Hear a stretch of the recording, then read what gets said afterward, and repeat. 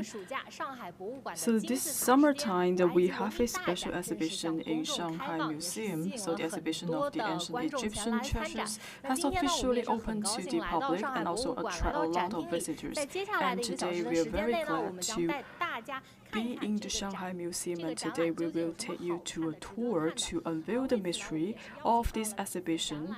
And today we are also glad to be joined by one of the curators of this exhibition, Mr. Xue. Good morning, everyone. So once again, I would like to introduce Mr. Xue. So he is actually closely related to this exhibition. He is an expert about the ancient Egyptian civilizations. And this time for the exhibition, we have 3 sections.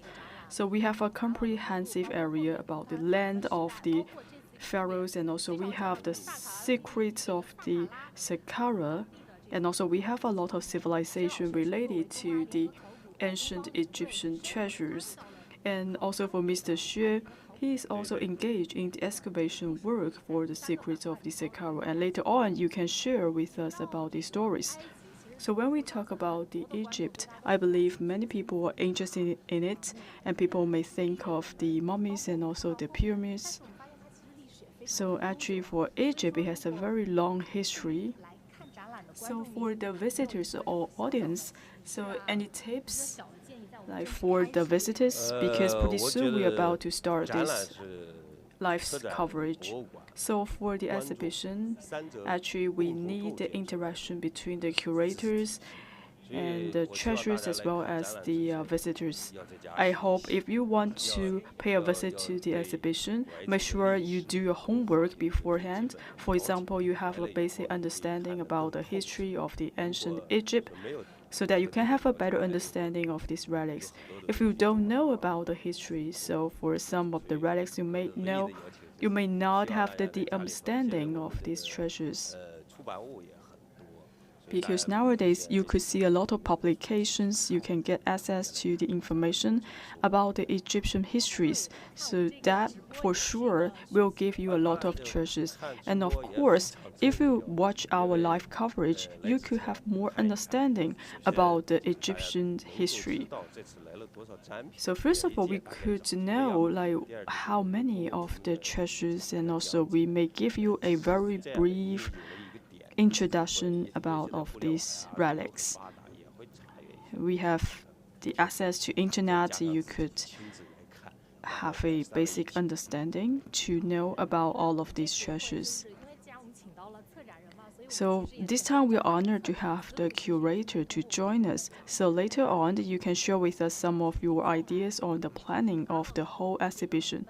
Now we are coming to the first section, that is the land of the pharaohs. I believe you may have some thinkings about the design of this section. Well, actually for pyramid, it represents the royal power of Egypt. And also right now, the pyramid also can represent the image of Egypt. So for example, for the Egyptian Museum, they also have this very signature image, the pyramid. So for the blue one, it also represents the river of Nile, and also you could see a lot of totems and also the names of the former kings of Egypt. And so for Egypt, it always talks about the reunification, and also you could see the different time period, and also represents the history of the ancient Egypt. So now if you look at the colors, and you can also divide these sections into different parts. So you could see when the unification occurs, and then we are able to bring a lot of treasures to tell you the full picture of the history of the ancient Egypt. And this time, I believe we have exhibited 788 selected artifacts from different periods of ancient Egyptian civilizations, sourced from 7 renowned museums.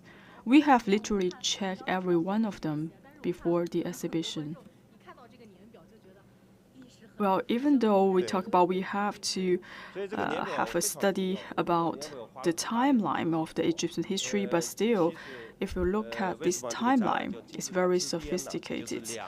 Well, this time the name of the exhibition is On Top of the Pyramid, the civilization of ancient Egypt. Actually, well, that's why we call the top of the pyramid, because it represents the golden age of the civilization of the ancient Egypt. So now you could see we divided the history into different time periods. We compare the different ancient times in Egypt. Before we walk into the exhibition, we need to know about the history of the Egypt. We have to know about the history of the ancient Egypt. We also mark some of the big events of the ancient Egypt. So before you walk into the exhibition, make sure you look at the timeline and also you watch the map. So because the civilization of the ancient Egypt is closely related to its geological location, for Egypt, it is located in a very safe place because it is next to the pyramids and also the river of Niles. Actually, we can relate to the civilization of the ancient Egypt to the civilization of China. So for the first section, we talk about the origin of the ancient Egyptian civilizations. So here in this section, we can look at some of the treasures in the BC era. So for some of them, actually, we are quite familiar. For example, this pot.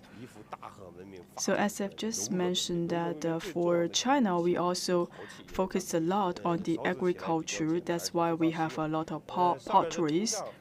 So if we look at this piece of treasure, if you look at the patterns, it is very similar to the patterns on some of the Chinese potteries. So in the early stages, people also have this kind of worship to the nature and also the surrounding environment. So on this port, you could see the boat. So this is actually the pattern of a boat because of the river Niles, and also we could see the shape of the animal, the sheep, the goat, and also the human. And also we could see some of the beliefs from the ancient Egypt. So for this figure, actually you could see this person is trying to demonstrate a gesture in a heart. So this is not a real human. Maybe it is a statue, because if you could see their legs and actually closer, and also it is one of the totems from the ancient Egypt. We have different types of the potteries. We have the shape in the bowl and also the shape in the vessel. So for this pottery, it is very interesting because in this time we have different like hierarchies in Egypt. Just look at this one. We have a person actually catching 3 other persons. It feels like one person is whipping on the other 3. So if we look at this totem or this pattern, I would say for this pattern have been used for a very long time until the end of the oldest civilization. So later on, when we come to the second session, the secrets of the Saqqara, we may also see this kind of pattern. For example, for the kings, he or she sees the foreign invaders and also whipping the invaders. And also this represents the authority and the power of the king. As I just mentioned that at this time we already have this hierarchy established in the society in the ancient Egypt. It also shows that they are trying to maintain the order in the society. So for this pattern have been used for a really long time. It is of great significance. I used to write an article about this pattern actually. Now we move to another one. This is a fish-shaped knife. And this is also very similar to one of the Chinese cultural relics. So this knife, representing the reborn of a new life. And later on, this piece of object will be used for burying the mummies. So actually, this represents the life and death. So one represents the newborn life, and the other one are used for representing the death. So this also represents the cycle of life. This is a very interesting object.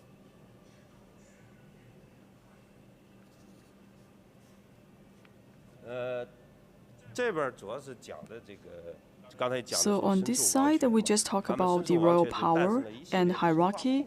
And at that time, we have a lot of stories, especially we are talking about the myth of the Osiris. If you have ever been to Egypt before, you may be very familiar about this object. So this is the three gods of the Osiris. Previously, this object will be presented in the form of mummies. And this one, we have like three gods. So this is the statue of Osiris together with his wife and his son. This is a very sacred symbol of Egypt. So for the story of the Osiris is, for Osiris, so he is actually the first king of Egypt, and also he has a brother, Set. And Set killed Osiris, and for his wife, tried to put him back together, and later on their son was born, and later on their son became the real king of Egypt. So that's why Osiris became the king of the hell. So in Egypt, actually, they have kings in different layers of the life cycle. Now we will looking at another one. So we just talked about the Osiris was killed by his brother. So for this statue is actually representing the figure of the resurrecting Osiris. So for some of these statues, even though if you look at it, it feels like steel, but it represents a lot of stories. That's why I said you have to do some homework before you pay a visit to the exhibition. And we just talk about that for Egypt, it is have a very unique location. It have the earth and the desert, and also it is next to the river of Nile. And also I said that for the different color of the crown represents the different time period of Egypt. So for this one, you could see for the two thrones have been united. This also means that the unification of the ancient Egypt. So in the ancient Egypt, they are saying that if the king is able to unite Egypt, meaning that for the imperial crown will be united. So for the Osiris, as we just said, that he was resurrected. And in important times, for the king of Egypt, they will wear different types of the crowns. Most of the time, they will wear the white color of the crown. And in special times, they wear both crowns, for example, the white one and the red one. But if they went to the battlefield, they may wear the blue crowns. But in important times, they would like to wear the white crown.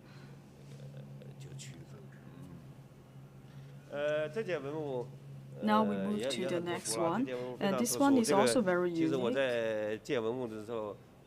Before I selected some of the Egyptian treasures and this one, I was a little bit worried that I cannot get this, but this one is very important. So this also represents the royal power. Well, this is the stellar from the ancient Egypt. It has the name of the kings. So this is a very signature collection. It is very large. It is actually located in the Museum of Cairo. So if you have time, make sure you pay a visit to this one. So, well, actually, if you look at some of the stela with the pattern of the gold and also the birds, so it actually representing the time period of the king of the Amenhotep.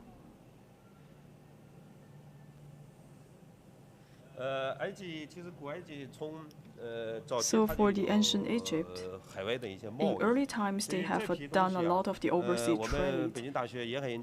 So for some of these, we also have done some studies about these treasures. So for example, they try to import a lot of wines. And for these pieces, they're just like the trademarks or the labels. And also you could see some of the ancient characters that has been carved on the labels of the wine. For some of them are made from the ivory. So for the ancient Egypt, it is one of the earliest countries that have the idea of design. If you look at the vessels for this stone vessel, it looks very modern. Yes, indeed, they have some design they put into this vessel. So for Egypt, it is very famous about the copper. So now you could see, we are seeing some of the elements of the bronze and the copper into this vessel. This also represents the hierarchy and also the royal power of the ancient Egypt times. So this is also considered as a ritual vessel. So this one is also very special. So this is the statue of the Anubis. If you look at this statue, you could see feels like you are using the head of the wolf to make this statue. They have done some special design of the statue of the Anubis. So for this one, it used to be protect the mummies. For example, when people died, when they are putting into the tomb, and we will set up this statue of the Anubis to protect the mummies. And it also represents that for the Anubis, it always stay alert and to protect his or her owner. Just look at his legs. It feels like it's always ready to attack the invaders and protect his masters. So this also shows the worship of the animals in the ancient Egypt. We rarely see the statue of the Anubis, but still you could see this one is very intact. So in China, you could see we have very good condition to preserve all of these Egyptian treasures. When we receive these Egyptian treasures in China, we are able to provide a good lighting so that we can have a better appreciation of the treasures from Egypt. So for this one, it also shows the royal power in the ancient Egypt. And in here, we are showing a lot of the pattern and the totems from the temples. We are seeing that for some people, they're trying to sacrifice and also to present a lot of gifts to the king. Some of them are replicas. We are trying to create this atmosphere to show the kingdom of the ancient Egypt. So we just talk about the ancient times, the ancient Egyptian treasures. And now we are coming to the next stage of the Egypt. And we are, in this session, we are presenting a lot of treasures and statues in the secure area. So I would like to give you some introduction for some of the stela. For this one, for the Thutmose, he is a very important king for the ancient Egypt. For example, from this stela, you could see some of the ancient characters in Egypt. So from these characters, you could see you're seeing some of the image patterns, and also you could see some of the characters. For each one of these symbols, they have a special meaning. If you have time, make sure you pay close attention to this stela. And also you could realize that the carving technique is very advanced. It's very clear. So make sure you spend some time on this stela to see the character, to see how it looks like and how it evolves over time. Because each one of these symbols, they are representing different meanings. For each one of these symbols, it is connected to the real world. So I would like to show you some of them. Actually, they will, if you want to read, so you are actually reading this tablet from the right to the left side. But for the whole piece is a one character. Well, actually, if you're from top to down, it is actually one sentence. So this is a sacrificial text. So for this one, I believe I saw it many times. Well, this is the sign for life. We call it Akka.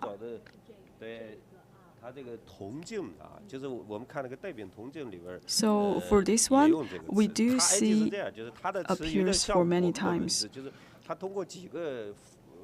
So in the Egyptian characters, they also use a lot of symbols to compose one sentence, which conveys a complete meaning. So right now we are not able to pronounce all of these symbols, but still we can have a guess on the sentence. For example, if you are seeing the shape of a human face, maybe it represents the meaning of the mirror. They have their own weight to convey the meaning. And this one is also very important. This is a color. This is what we call the Wessex color. So previously, we are seeing a lot of different treasures getting out of the tomb, but this one is very unique. For this color, it is used by a princess. When we are excavating the tomb, but we are not able to find this one. When we unearth this piece, we are seeing some of the threads has been broken, but they are able to recover this piece of treasure. Just take a close look on this color. As we just talked about for ancient Egypt, it is closely related to the river of Nile. So from this color, you could see a lot of the patterns and shapes of the boats or the vessels. So for this color, it was worn by the princess. So I believe they are very good at math. That's why they designed this kind of colors. So if you are very interested about the decorations, make sure that you pay a visit to this one. If you take a closer look on the design, you could see some of the germs that has been inlaid inside of this color. So for this color, it also represents the order of the ancient Egypt. They always want to achieve the unification. That's why the Egyptians, they also pay a lot of attention about the order of the society. So in different time periods, you could see in the design of their tablets, they are using a lot of the formulas to make some of the sacrificial objects and also the statues. If we look at the time of some of these cultural relics, I believe that for the civilization of the ancient Egypt is also as important as the civilization of the ancient Chinese. So from this side, we are seeing a lot of the names of the kings and also the pharaohs. Well, this is the Amenhotep II. So he is the new king of the new era. So he is very good at fighting the wars. So if I look at these relics, I would like to tell you a story. When I go to Egypt to select the treasures, so for this one, you could see it doesn't have a head. So this one is covered by dust when I went to the museum in Egypt. But this is indeed a statue of one of the ancient king in Egypt.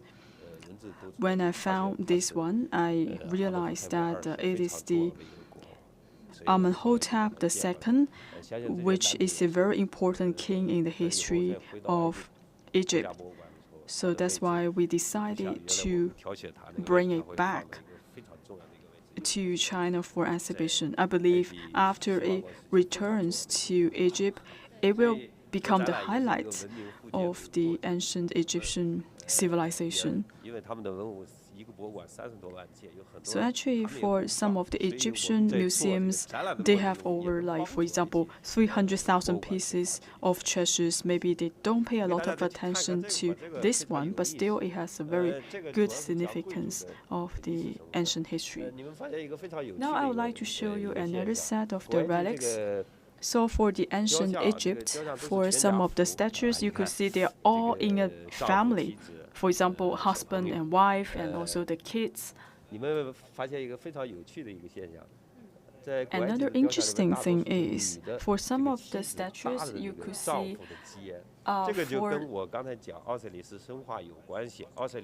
for the wife, she always stay alongside with his husband because they have very close relationship. So for wife, they are always the protector of husband. That's why the female have a very high hierarchy. So you could see for the wife always hugging the husband to protect their family. So this one you could see is a small kid. This is the statue of the priest family.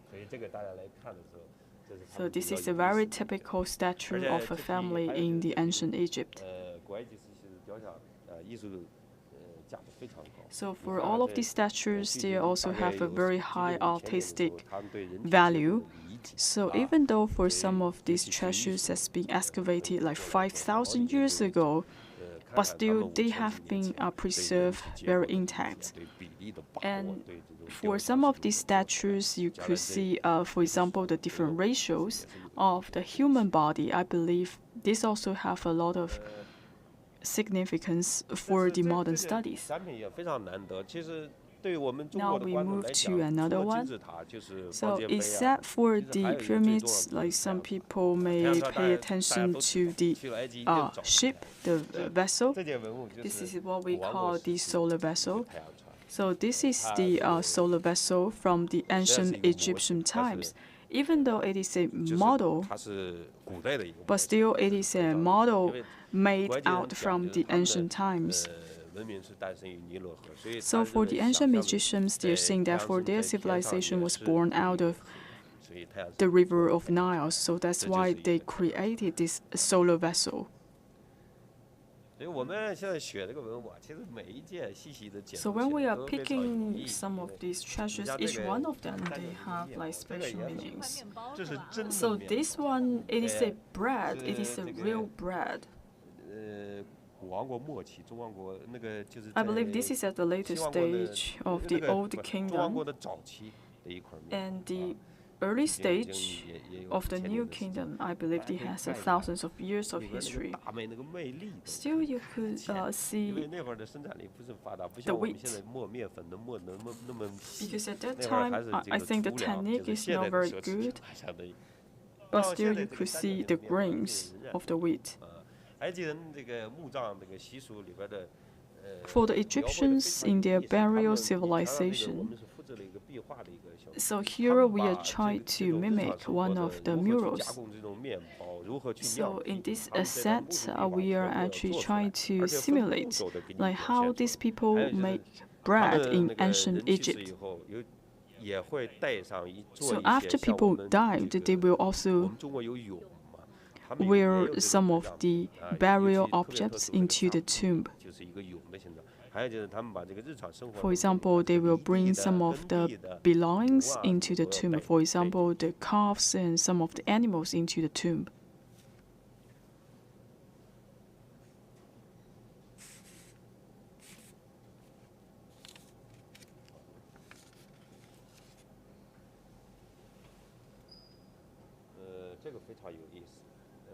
Right now we move to another one.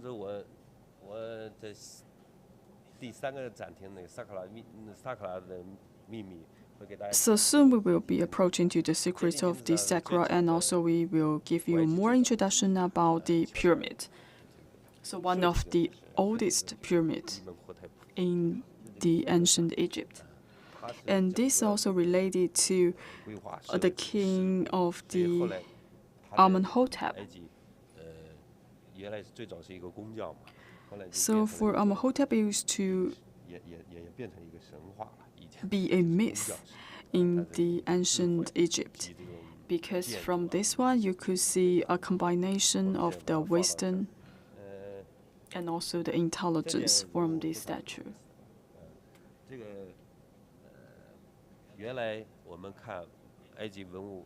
So when we look at some of the Egyptian treasures, most of them are done on the embossment or they're done on the stela. So for these stone tablets, you are able to see some of the names and also the characters. So this one is also collected from one of the Egyptian museums. If you look at this one, you could see by using the carving technique, they are also telling the story about carving. It is very interesting. So I believe this is the earliest sample for the carving evolution in Egypt. They have the technicians and also the experts. They will discuss, for example, how to carve the cow and how to make these patterns and the plate. So first of all, they will make some of the samples and the patterns, and also they will bring these templates with them and also to show their king.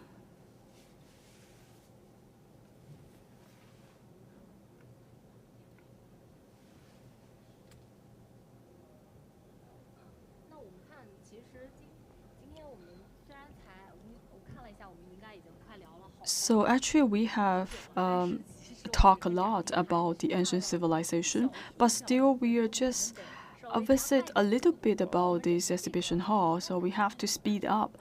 So we just go through like 2 sections. Can you tell us more about the planning, the curation of this exhibition? So we are focusing like different like time periods of this ancient Egypt. For example, we are talking about the past like thousands of years, about the ancient Egypt's cosmology, the sacred monarchy, nobility, their skills, etc.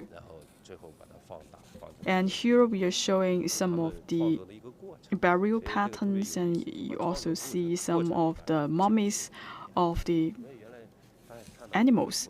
So all in all, we are talking about their creation myth, how they create all of these treasures. Then you are able to witness and to understand the civilization of the ancient Egypt. So in this session, I believe the audience would like to know more about this section. So you may see some of the familiar treasures. So we just talk about the agricultural civilization in Egypt. And also we are seeing some of their civilization rise around the Mediterranean area. So this is talking about the integration of the civilization in Egypt. So for this stela, maybe it is very important. Yes, for this stela, we are able to see like 3 different types of the characters. We have 3 languages that has been carved onto this stela. So when we try to interpret some of these characters, we are also trying to understand the history of the Egypt and the civilization. So, for example, on the upper side, you are to understand some of the beliefs in the ancient Egypt and talking about the religions in Egypt. And also they are using some of the Greek to tell another side of the story of the ancient Egypt. So for this stela, also it is preserved very intact. But for some parts, maybe there have some damage. But in general, it is relatively intact. So if we are able to find out some of these languages on the stela, we are able to interpret the civilization. So when we are trying to look into some of these treasures, you may have a better understanding of the civilization. So we will have a better understanding of the broader Mediterranean world. So this is also saying the integration of the civilization. We are able to see the evolution of the civilization. So for this one, you are able to see some of the animal totems and the animal statues. So now you could see they are trying to integrate some of the human shape together with the animals. So for the integration of the civilization and the religion and the belief of life and death also gone through a lot of changes in ancient Egypt. For example, for the mummies, they would try to build a very luxurious tomb so that some of these mummies can stay in these tombs. So in some families, they don't want to bring the dead bodies into the tomb, so they will try to keep some of these dead bodies because some people believe that people will come back to life. For example, they will put the remains into the closets. For example, when they're coming into a festival, they will open the door of the closets. And this is very important, and because this also represents the religions of the ancient Egypt. So here you could see some of the portraits of the mummies. So they are using some of the honey and also the minerals to paint all of these portraits of the mummies. It is very difficult to imagine that for all of these portraits, they have been unearthed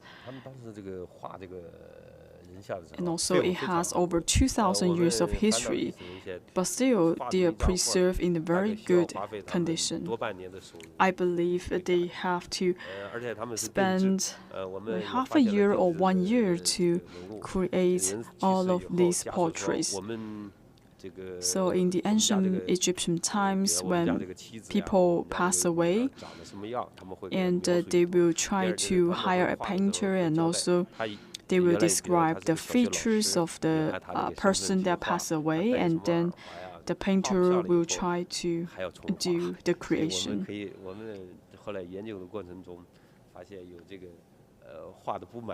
So we also found that for some people, if they are not satisfied with the portrait, they may ask the artist to do it again.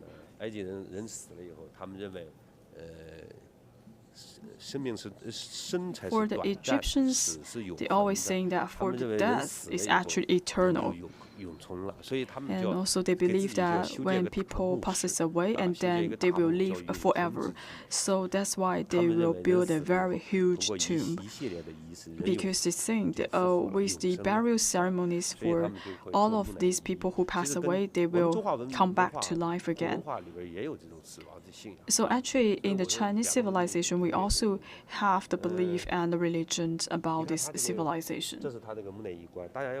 So just take a look at this one. This is also one type of the coffin. So this coffin is coming from Saqqara. So for Saqqara is one of the ancient tomb area in the ancient Egypt. So for this coffin is coming from the northern part of the Saqqara, and later on we will compare this one with the coffin from the southern part of the Saqqara. We always say that for the development of different areas is quite different. So for the southern part of the Saqqara, it goes through a different period of time. And that's why this also reflected on the design and also the pattern of the coffin.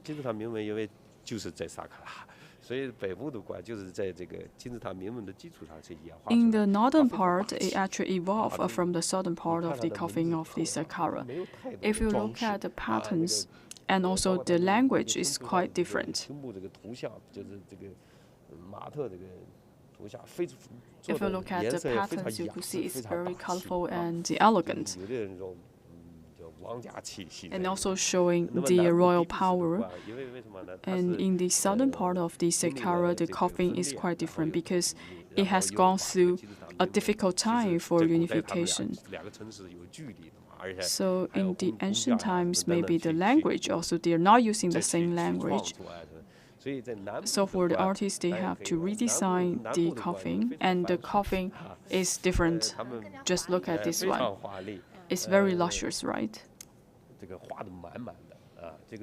You could see it is full of patterns and the pictures. So for these coffins, they will be used to put the pharaohs. So for ordinary people, they're not able to be put into this kind of the coffins. So for this type of the coffin is coming from the New Kingdom. And in the New Kingdom, actually, they also try to put the different patterns and different characters onto the coffins. Now you could see this is also an evolution of the language and the character of the ancient Egypt. So in this area, you are seeing some of the text that has what we call the inscriptions on the coffins. So for this coffin, it will take a record for the people, for the king who have been put into this coffin. So for example, what this person has done during his lifetime. But still, for this human-shaped coffin also goes through different stages, because for this kind of coffins, this has been emerged in the later stage of the Old Kingdom, and when it comes to the New Kingdom, also we are seeing different types of the coffins. Especially in the area of the Saqqara, you could see different types of the coffins. As we just saying that for one type, maybe it is very simple and elegant. For the other type of the coffin, maybe it is more luxury.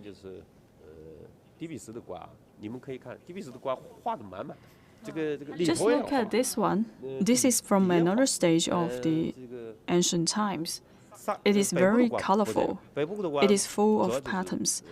But if we look at the patterns from the northern part of the Saqqara, it is very simple. It only has a few patterns on the coffin. So while that is the major differences, but still I think I have to look deep into the differences of the patterns of the coffins. So even though it looks very simple, but it carries a lot of meanings on the coffins. Just like the furnitures dated back to Ming and Qing dynasty in China. For example, for Ming dynasty, the furniture is simple, but still it carries a lot of Chinese civilizations. But for the Qing dynasty, maybe it does not carry a lot of meanings. It integrates a lot of elements for the modern China. So that's why we see the evolution of the civilization. So soon we have a very quick look of the land of the pharaohs.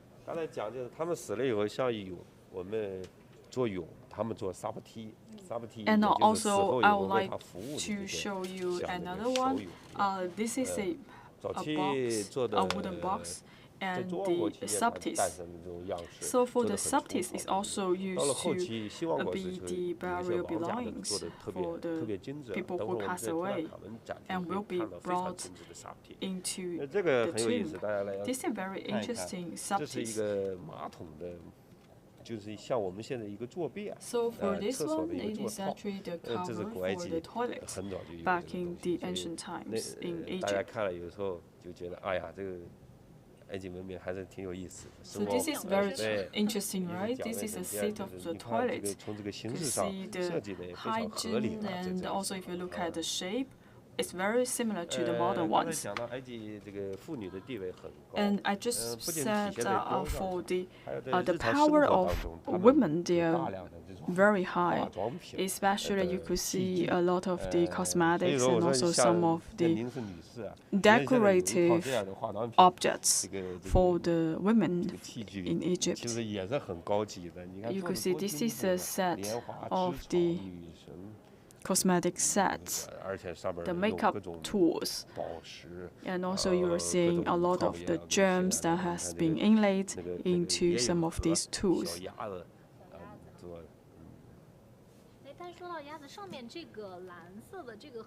So I realized one of these.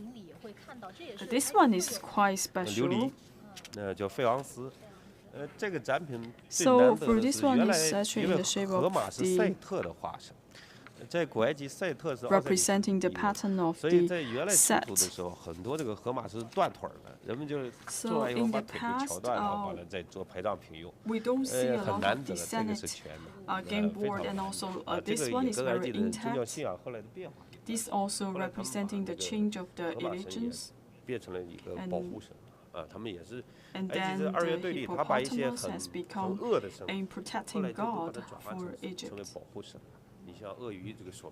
So just say that for the hippopotamus, and it has become the protector of the ancient Egypt times. So we just go through like one section of this exhibition, the land of the pharaohs, and now we are going to another thing exhibition hall, that is the secrets of the Saqqara. I believe you also take part in selecting some of the treasures, right? Yes.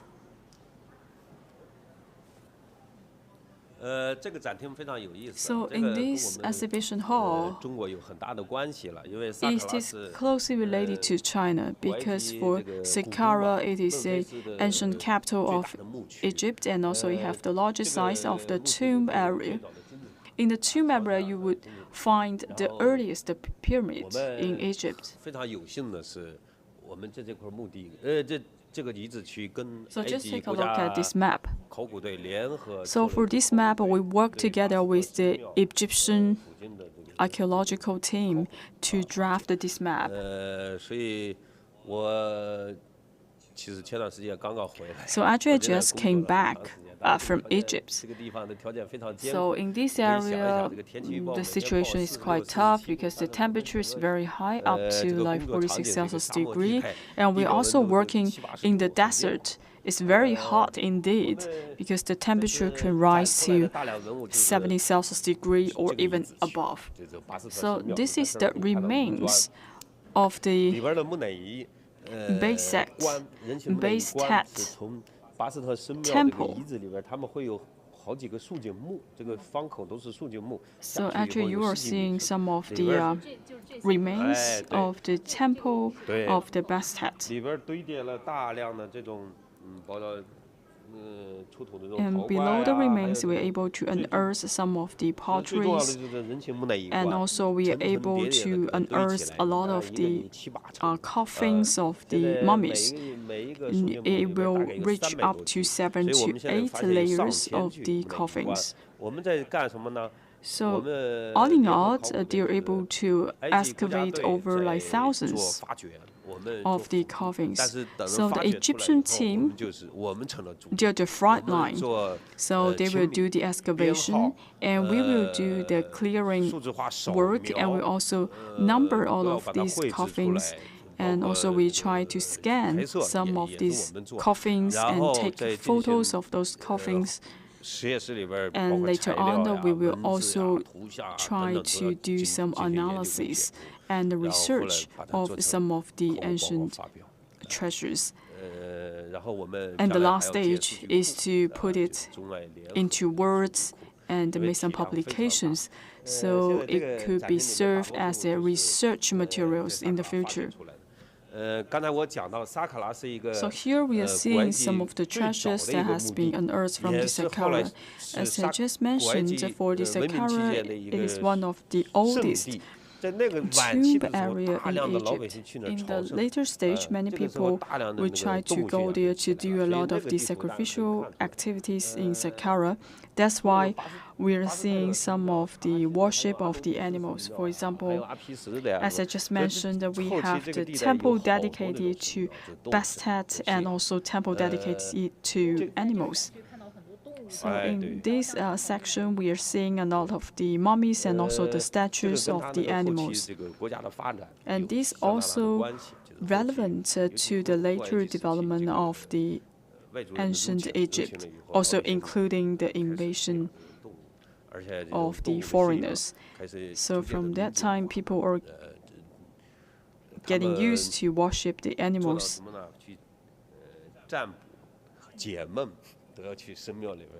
So from time to time, they will go to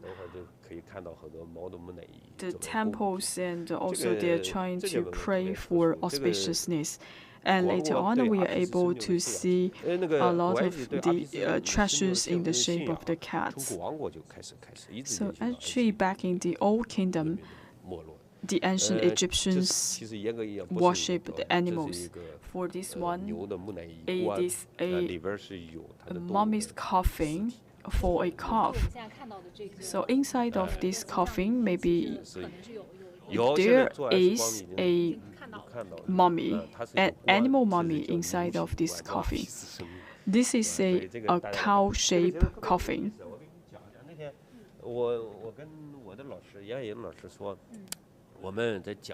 So when we found this one, we have done a lot of the studies.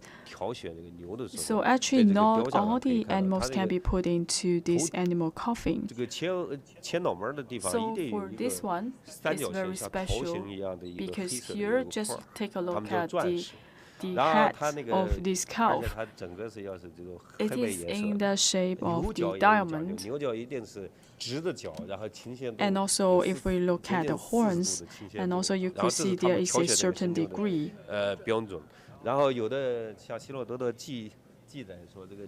According to the records, so for this coffin, you are seeing different patterns and also the totems. So you're seeing also, we have seen the pattern of the Osiris.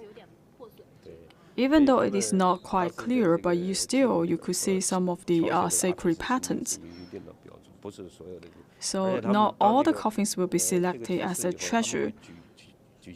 So for some of the animals, when they pass away, they will have a very large-scale ceremony to put some of the remains put into the coffins. And also the king will come out to do the sacrificial ceremony. And then in the end, this coffin will be sent into the temple to be recited. And also, I believe many people are putting a lot of attention to the god of cat, which we call the Bastet. So for the Bastet, it's actually a very vicious fighter. So for the Bastet, actually, you could see some of the patterns of the lion. And also for the Bastet, they also considered as a protector of the ancient Egypt. There were different gods and also different mythical animals in Egypt. They have different facets. And in the end, people will consider that for Bastet, it will be the protecting god for women and the children.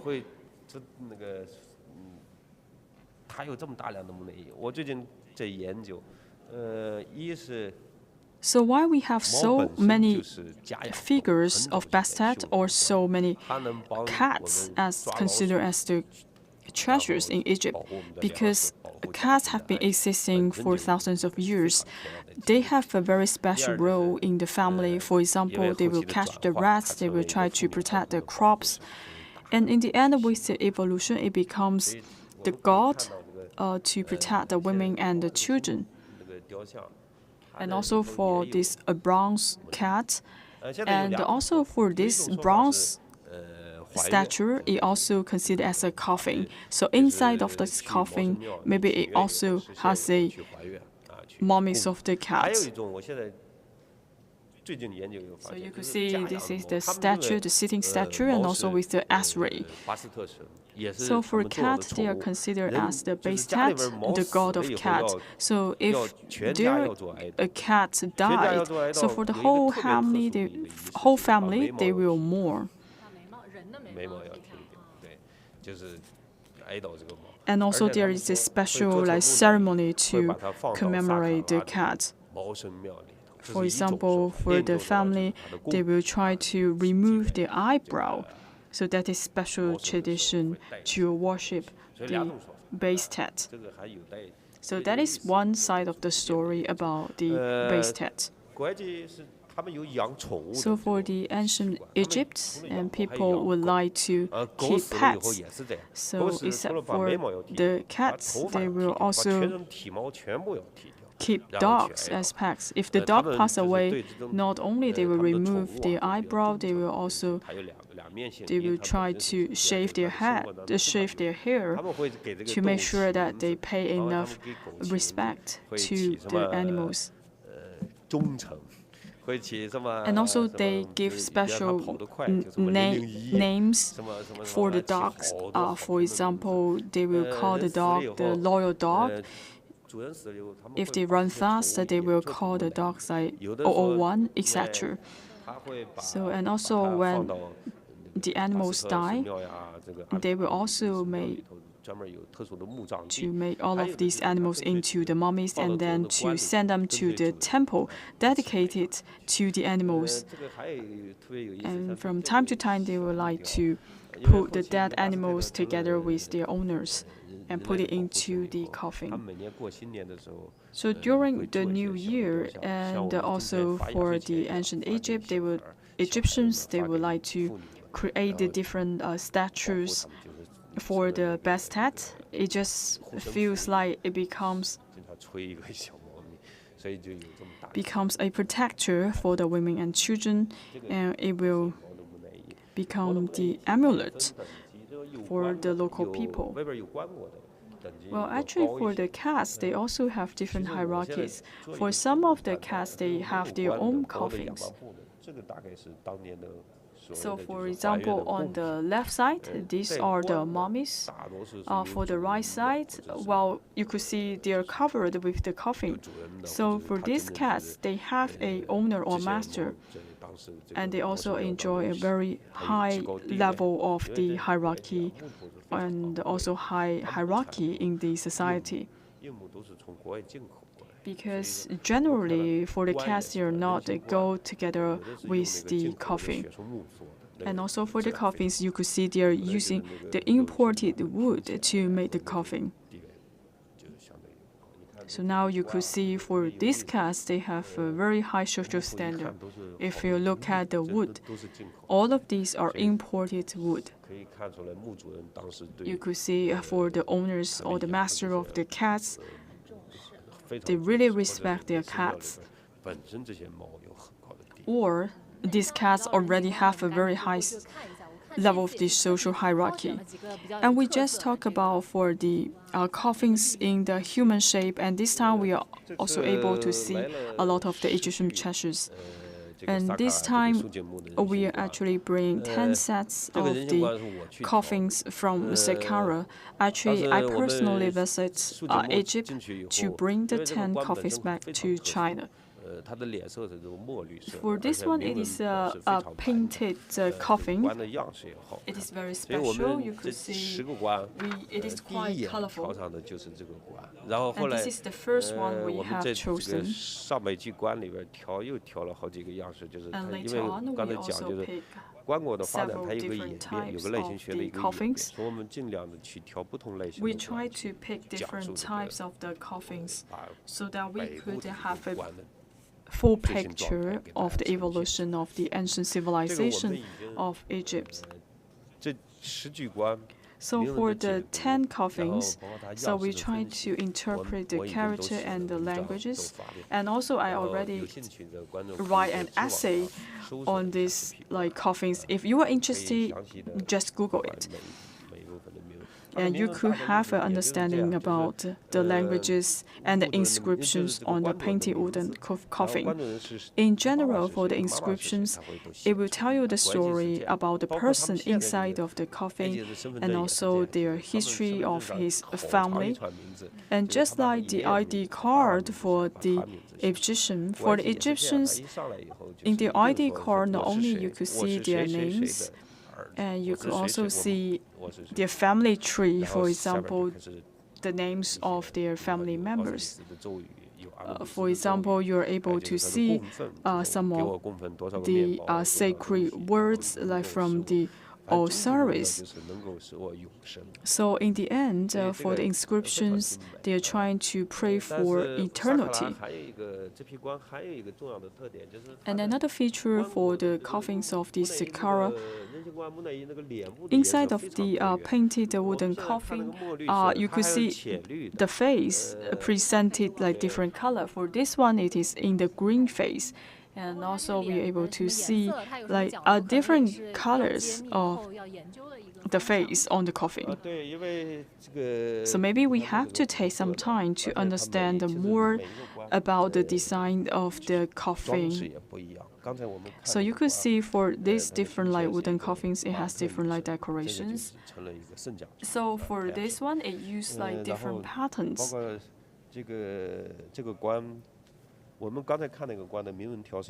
So for the one, we just say it is in a striped shape, and for this one, it is in a grid style. And also you're seeing a lot of the graphs on this coffin. Well, now we are not able to capture and understand all the inscriptions on the wooden coffin, and we have to have some speculations about the history. For example, the time period of all of these wooden coffins. So when I do the excavation work together with the Egyptian team, we are able to find a lot of the intact painted wooden coffin. So in the past, we only find some of these coffins in the textbook, but now we are able to find it in the archaeological pits in Egypt. So just take a look at this one. It has like different colors on the face, but this one does not have a base. It is quite strange. And also for this coffin, it does not have any curve of this human shape. I think this one is quite different from the ancient wooden coffin because it is quite flat. And also we have a square shape of the wooden coffin.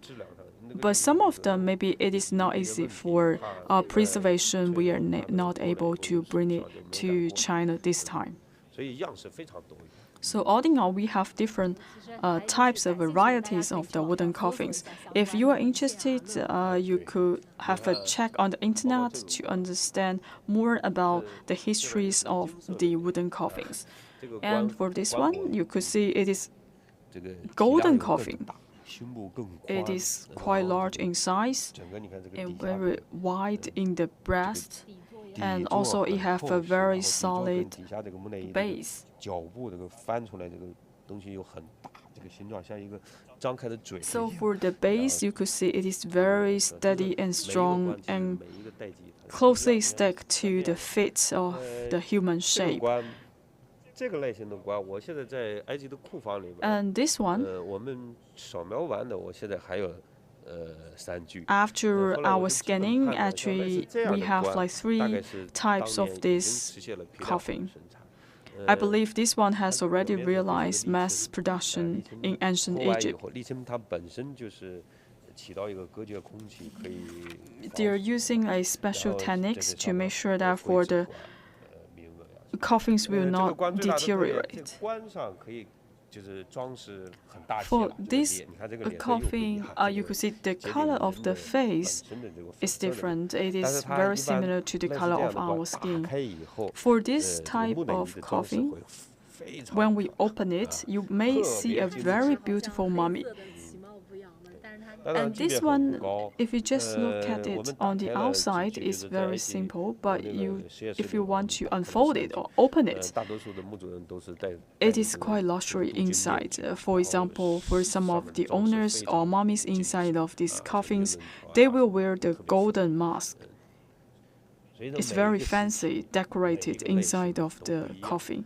So in different stage of the ancient Egypt and the coffin, it is very different. But of course, it takes some time for us to study over 1,000 wooden coffins, and then we are able to collect enough information and materials to understand more about the coffins. And for the exhibition this time, actually we are trying to bring the latest archaeological discoveries to China. And this time we are very honored to bring some of the archaeological treasures to China. Well, there is a tradition in Egypt that the one who excavates the treasure can't present these treasures to the public. So this time we work together with the Egyptian team that we have the priority to showcase all of these treasures to the Chinese people. And this is the latest archaeological discoveries in Egypt. So this is the highlight for the exhibition this time. In the past, for some of the treasures, maybe some people have seen it more or less, but this time it is quite different because we also see that for different museums, the archaeological circles, they also pay a lot of attention to all of these newly discovered Egyptian treasures. So I recommend that if you have time, make sure you pay a visit to this exhibition. So in this area, we are seeing a lot of the wooden statues. As I just mentioned, for Egypt, they will not produce the high standard wood. So for some of the wood statues, they're actually made from wood from imports. So for some of these statues, they're actually made from the imported wood. When we try to collect or land some of these Egyptian treasures, we have to consider the situation of these treasures. So at the beginning, they don't want us to bring some of these treasures because some of them are quite fragile. It requires a certain temperature, condition, and the moistures. But after all of these newly discovered treasures, we are able to persuade the museums and bring some of these treasures come to China. So actually, in this time, you could see we are bringing some of the 3D wooden statues into China. This is the original carve of the wooden statue. So I would say some of these ones are the origin or the source of the statue. So once again, I strongly recommend you to pay a visit to all of these treasures so you understand the ratio and also how they make all of these statues. I think this has some relations to the modern statues as well. You could see for some of these female statues, they're actually wearing the weeds. So just pay a closer look for these wooden statues. If you look at the expressions, well, it is quite vivid. Once again, make sure you pay a visit to see some of these wooden sculptures. So actually for this exhibition, it lasts for like 13 months. If you're not able to reserve your tickets, you still have time until August next year. So, as the curator, I also recommend all of you to pay a visit to the exhibition so that reach our goal, so that we can tell more story about the ancient Egyptian treasures. And also, this time is quite unique because it is the Chinese experts work together with the Egyptian experts and the archaeologists to unearth some of these treasures. So, in the past, we may have some of the exhibition of the ancient Egyptian treasures, but they're not large in size. But this time, this is the largest of its kind held outside Egypt, and this time with a huge amount of the selected artifacts from different periods of ancient Egyptian civilizations, so that we can show a full picture of the ancient Egyptian civilizations. In the past, we do pay a visit to some of the exhibitions, but they're quite small in size. We have only a few number of the collected treasures. So some people may not want to pay a close attention to of those treasures. But this time, of course, it will intrigue your interest on the civilization of the ancient Egypt. That's why this time we're bringing the latest archaeological discoveries here. Now we are coming to the next section, the age of the Tutankhamun. So for the Tutankhamun, so we started to know this name from 1922. Because at that time, for the archaeologists are able to found like 5,000 belongings together with the King Tutankhamun. So that is discovered on the 9th of November 26, 1922. So for the King Tutankhamun, even though it reigned only like 10 years, it is a very young pharaoh. But still, we are still trying our best to find out to learn more about the 5,000 precious artifacts. Even though he only stayed on the reign for 10 years, but still it have a very long-term impact for the development of the civilization of the ancient Egypt. So in these sections, it will talk about his family history. For example, it will talk about his family, the Amenhotep, and also his impact on the new kingdom. And also it will tell us the history about the king Tutankhamun's grandpa, that is the former king Akhenaten. So except for some of the belongings, the burial objects, for this section, it will talk about the age of the Tutankhamun and also talk about the efforts have been made by this young king on its influence on the new kingdom. So later on, we are able to see the colossal statue of the king Tutankhamun. Because in this section, you're able to go back to the ancient times. So for some of the key treasures, I recommend you to spend more time on some of those treasures, because by looking at all these treasures, you may have some deep understanding of the relics. So this time, the King Tutankhamun, so I would like to mention his grandpa, who is the Akhenaten III. So actually, he was in the stage of the reform.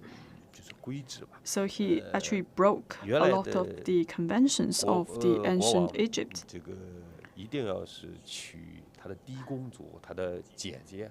The old king have this tradition to marry to one of his younger sister. So that is the old tradition. However, for the king Akhenaten, he was married to a colored woman, the Queen Nai, meaning that actually he broke the tradition, broke the convention that had been lasting for thousands of years for the ancient Egypt.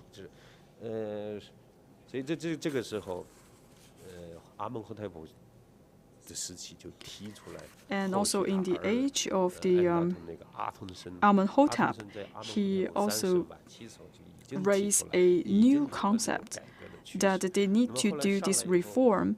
So for the king, they did not have to necessarily marry a close relatives in order to be the king.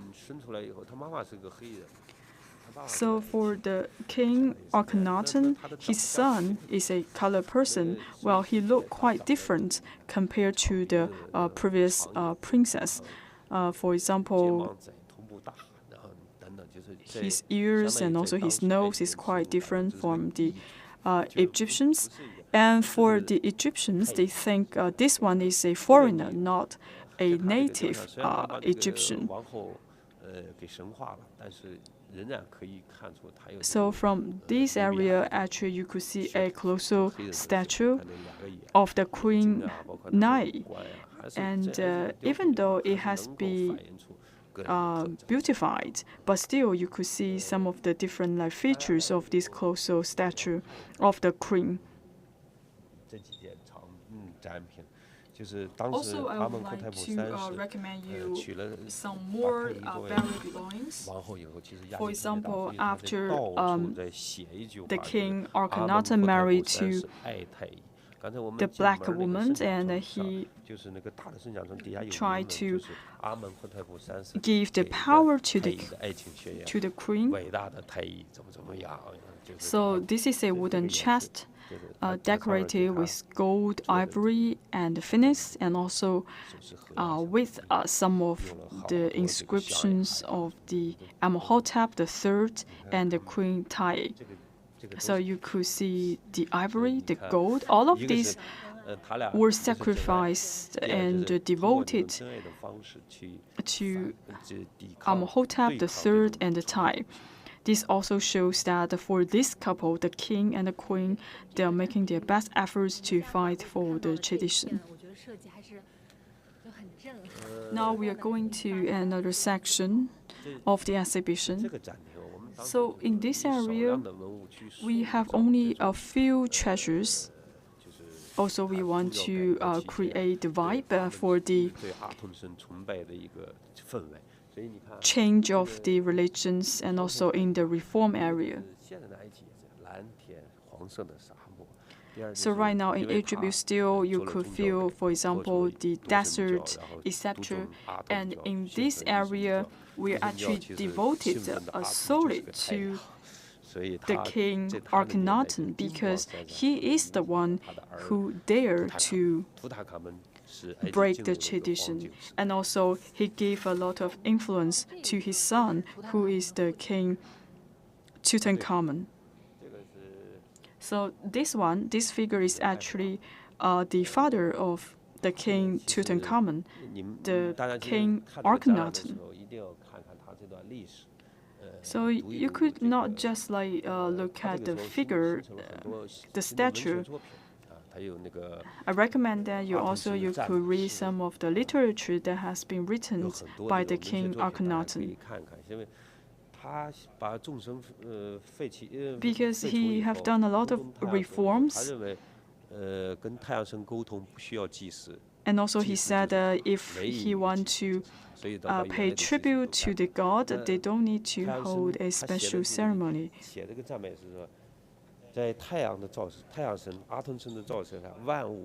So the inscription on this figure is that with the shining of the Akhenaten, and the nature will be existing harmoniously with the nature. So with the reign of the king Akhenaten, the life of the royal family become more casual. And they are more down to earth compared to the previous royal families. And also from the murals, you could see that for the royal families, the king and the queen, they may want to go outing from time to time. And from this mural, you could see the princess. The princess is drinking. So this is very lifestyle. And also you could see for this one, the princess is eating a duck. And also the princess is naked. Actually, in the old kingdom, all of these kind of patterns cannot be presented. So for the king Akhenaten, he reigned for over 10 years, and also he passed down his philosophy to his son. So now you could see these are some of the murals that has been preserved from the ancient Egypt.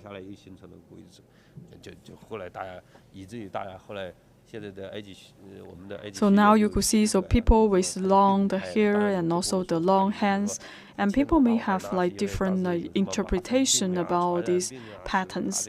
And maybe some people are saying that for the king Akhenaten, maybe some people they discriminate this king, but maybe it have some relations with the religions and the belief back in that time.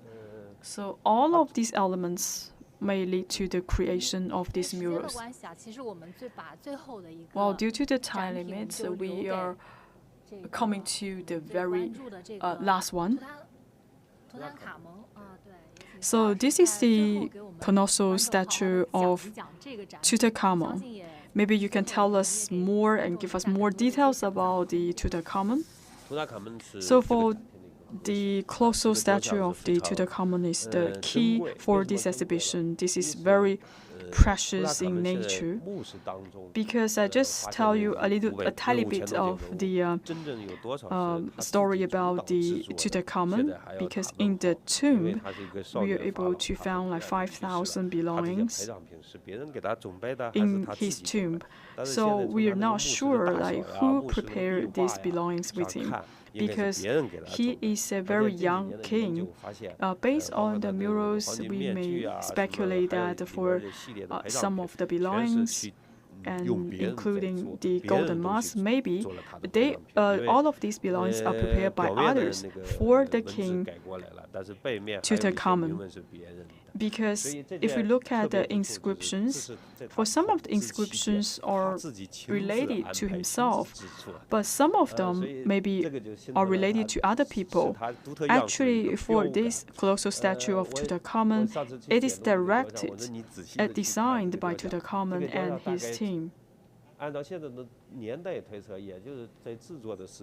If you look at this statue, well, I believe when Tutankhamun was at the age of 15 and 16 years old, he started to guide his team to make this statue.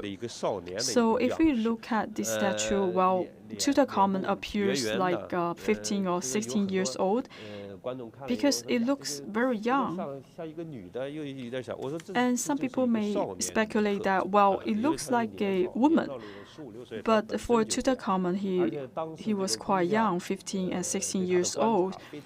And I believe that for the craftsmen, he paid a lot of attention to the details of the facial expressions of the Tutankhamun.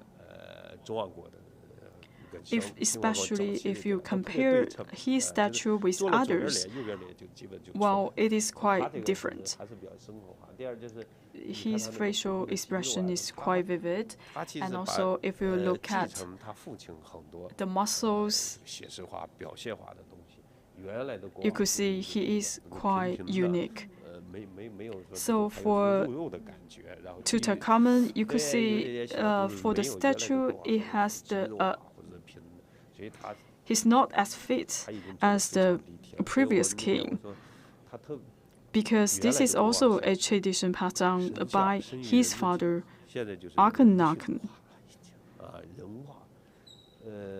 So you would say that the king Tutankhamun is more down to earth, and this have some relations to his religion, because his father dared to break the traditions after the king Tutankhamun took office, even though he only stayed in the reign for 10 years, but still he made a lot of contribution to promote the civilization development of the ancient Egypt.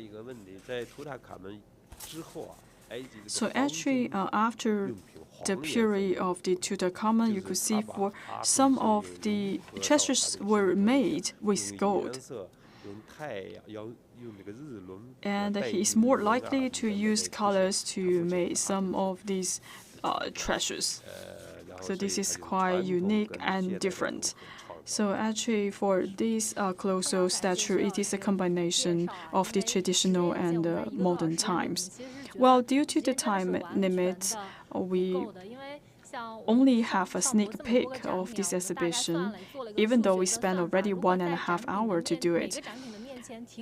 So, well, as we have just mentioned that if we only stay in the relics for like 10 seconds, it takes about over like 2 hours.